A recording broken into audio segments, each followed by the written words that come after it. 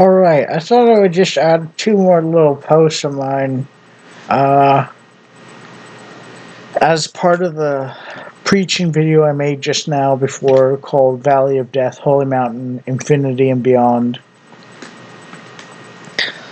Which is,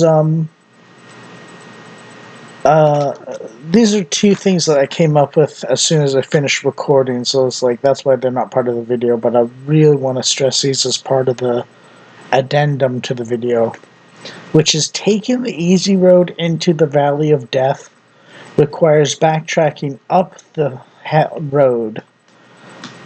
So you go down to the road, then you go up the road back. Then going up the road to the Holy Mountain on top of that. So you basically take twice as long, and you have to work twice as hard to get back to the top from where you, from walking down the wrong path. And then you have to walk, first you walk down the wrong path, then you walk back up the path, literally backing up, and then you walk up the right road. So you're taking 3 times as long, and you're working 2.5 times as hard, basically. This is why the strongest servants of God often took the wrong road first. They took longer, but they got more exercise. And they know the terrain of both now. So they're much more strong than someone who took the right road out of chance or luck or whim or something like that. Because they know what the roads do. You can fault them for their initial judgment, but ultimately, when they pick the right road after picking the wrong road, it's a very solid loyalty to the right road. So and then there's another little element that kind of combines with that sort of God doesn't owe you anything kind of thing in a way, which is instead of worrying about an unpayable debt that you have to pay off or something, or else you're evil, or you're wondering how you can be good if you're not paying God back, and so on, this is the right approach to it. This is the right approach to that. Okay? Which is the parable of the unjust steward. Now, many people don't understand what it's talking about in essence, but it's Christ's way of saying, don't worry about paying God back. The unjust steward doesn't pay the master back fully. Pay it forwards to your fellow man. So you essentially collect the debt to God partially from other people, not as you extracting things out of them like they owe you, but you kind of lighten their own debt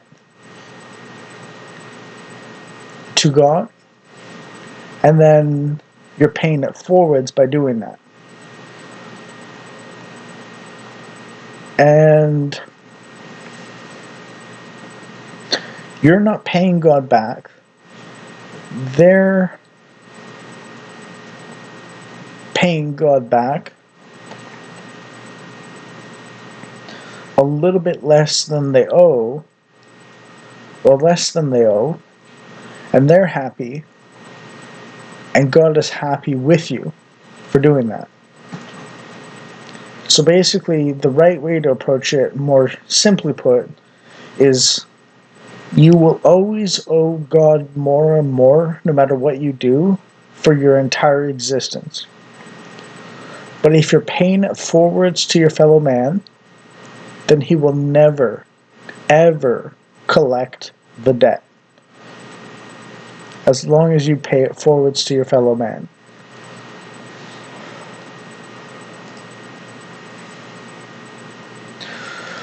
So that way, if you think about it, if everyone's paying it forwards to everyone else,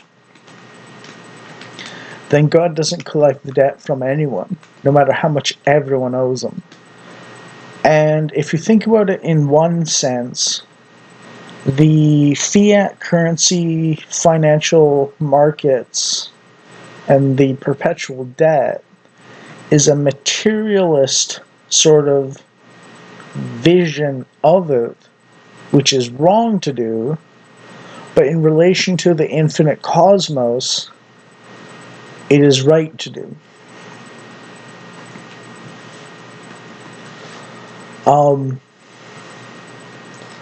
So the materialist version of it is wrong, the fiat currency perpetual debt market of finance.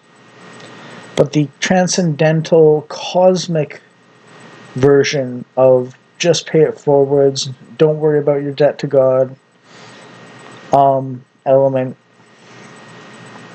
is good. So that's another way that materialism fails where transcendentalism succeeds. And you can see how, in essence, this is that mirror darkly I was mentioning in my video a day ago, before the hour-long video of Valley of Death, Holy Mountain, Infinity, and Beyond.